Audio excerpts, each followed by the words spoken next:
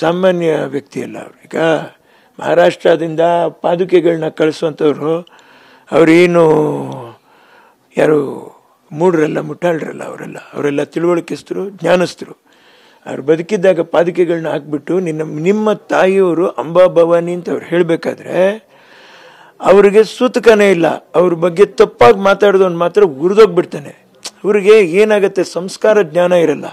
ಅರ್ಥ ಮಾಡ್ಕೊಳ್ರಿ, ತುಂಬ ಅಪರೂಪಕ್ಕೆ ಈ ಥರ ವ್ಯಕ್ತಿಗಳು ಹುಟ್ಟೋದು.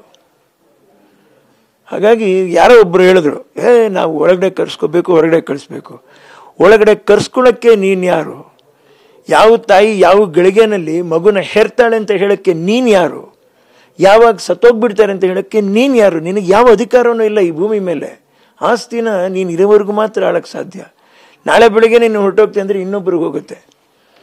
ಈ ಬದಲಾವಣೆನೇ ಈ ಪ್ರಪಂಚದ ನಿಯಮ ಆಗುತ್ತೆ. ಅದರಿಂದ ಅವರವ್ರ ಮನೆಗೆ ಅವ್ರಿಗೆ ಬೇಕಾಗಿರುವಂಥ ಜೀವಕ್ಕಿಂತ ಹೆಚ್ಚಾಗಿ ಪ್ರೀತಿಸುವಂಥ ಇನ್ನೊಂದು ಜೀವ ಅಂದರೆ ಅದು ತಾಯಿಯಾಗೇ ಇರುತ್ತೆ ನನ್ನ ಅನಿಸಿಕೆಯಲ್ಲಿ. ಹಾಗಾಗಿ ನಾವು ಯಾರಿಗೇ ಏನಾದರೂ ಹೇಳೋಕ್ಕೋದಾಗ ಈ ಸೂತಕದ ಛಾಯೆ ಅವು ಇವು ಅವ್ರ ಮನಸ್ಸು, ಯಾರ ಮನಸ್ಸು ನಾವು ಹೇಳಿ ನೋಯಿಸಬಾರ್ದು ಯಾವತ್ತು. ಕೆಲವೊಬ್ರಿಗೆ ಅದೊಂದು ಅಭ್ಯಾಸ, ಏನು ಮಾಡೋಕ್ಕಾಗತ್ತೆ, ಏನು ಮಾಡೋಕ್ಕಾಗಲ್ಲ. ಆದರೆ ನಿಮ್ಮ ಮಾಧ್ಯಮದ ಮೂಲಕ ನಾನು ಅರ್ಥ ಮಾಡ್ಕೊಂಡಿದ್ದು ಏನು ಅಂದರೆ, ನಿಮ್ಗಳಿಗೂ ನಾನು ಹಾಗೆ ಇಟ್ಟಿದ್ದೀನಲ್ಲ ಅನ್ನುವಂಥ ಭಾವನೆ ಇದೆಯಲ್ಲ, ನಿಮ್ಮ ಭಾವನೆಗೆ ನಾನೊಂದು ನಮಸ್ಕಾರ, ಒಂದು ಹ್ಯಾಟ್ಸ್ ಆಫ್ ಹೇಳ್ತೀನಿ. ಸಾಮಾನ್ಯ ವ್ಯಕ್ತಿ ಅಲ್ಲ ಅವರು. ಈಗ ಮಹಾರಾಷ್ಟ್ರದಿಂದ ಪಾದುಕೆಗಳನ್ನ ಕಳಿಸುವಂಥವ್ರು ಅವರೇನು ಯಾರು ಮೂಢರಲ್ಲ, ಮುಟ್ಟಾಳ್ರಲ್ಲ, ಅವರೆಲ್ಲ ತಿಳುವಳಿಕೆಸ್ತರು, ಜ್ಞಾನಸ್ಥರು. ಅವ್ರು ಬದುಕಿದ್ದಾಗ ಪಾದುಕೆಗಳನ್ನ ಹಾಕ್ಬಿಟ್ಟು ನಿಮ್ಮ ತಾಯಿಯವರು ಅಂಬಾ ಭವಾನಿ ಅಂತ ಅವ್ರು ಹೇಳಬೇಕಾದ್ರೆ ಅವ್ರಿಗೆ ಸೂತಕನೇ ಇಲ್ಲ. ಅವ್ರ ಬಗ್ಗೆ ತಪ್ಪಾಗಿ ಮಾತಾಡೋದನ್ನು ಮಾತ್ರ ಉರಿದೋಗ್ಬಿಡ್ತಾನೆ. ಅವ್ರಿಗೆ ಏನಾಗುತ್ತೆ, ಸಂಸ್ಕಾರ ಜ್ಞಾನ ಇರಲ್ಲ. ಅರ್ಥ ಮಾಡ್ಕೊಳ್ರಿ, ತುಂಬ ಅಪರೂಪಕ್ಕೆ ಈ ಥರ ವ್ಯಕ್ತಿಗಳು ಹುಟ್ಟೋದು. ಹಾಗಾಗಿ ಯಾರೋ ಒಬ್ಬರು ಹೇಳಿದ್ರು, ನಾವು ಒಳಗಡೆ ಕರ್ಸ್ಕೋಬೇಕು, ಹೊರಗಡೆ ಕಳಿಸ್ಬೇಕು. ಒಳಗಡೆ ಕರ್ಸ್ಕೊಳ್ಳೋಕ್ಕೆ ನೀನು ಯಾರು?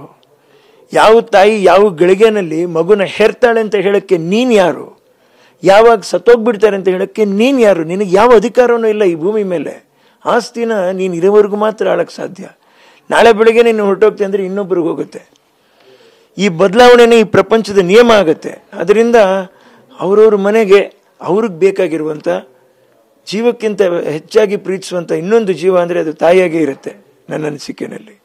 ಹಾಗಾಗಿ ನಾವು ಯಾರಿಗೇ ಏನಾದರೂ ಹೇಳೋಕ್ಕೋದಾಗ ಈ ಸೂತಕದ ಛಾಯೆ ಅವು ಇವು ಅವ್ರ ಮನಸ್ಸು, ಯಾರ ಮನಸ್ಸು ನಾವು ಹೇಳಿ ನೋಯಿಸಬಾರ್ದು ಯಾವತ್ತು. ಕೆಲವೊಬ್ರಿಗೆ ಅದೊಂದು ಅಭ್ಯಾಸ, ಏನು ಮಾಡೋಕ್ಕಾಗತ್ತೆ, ಏನು ಮಾಡೋಕ್ಕಾಗಲ್ಲ. ಆದರೆ ನಿಮ್ಮ ಮಾಧ್ಯಮದ ಮೂಲಕ ನಾನು ಅರ್ಥ ಮಾಡ್ಕೊಂಡಿದ್ದು ಏನು ಅಂದರೆ, ನಿಮ್ಗಳಿಗೂ ನಾನು ಹಾಗೆ ಇಟ್ಟಿದ್ದೀನಲ್ಲ ಅನ್ನುವಂಥ ಭಾವನೆ ಇದೆಯಲ್ಲ, ನಿಮ್ಮ ಭಾವನೆಗೆ ನಾನೊಂದು ನಮಸ್ಕಾರ, ಒಂದು ಹ್ಯಾಟ್ಸ್ ಆಫ್ ಹೇಳ್ತೀನಿ.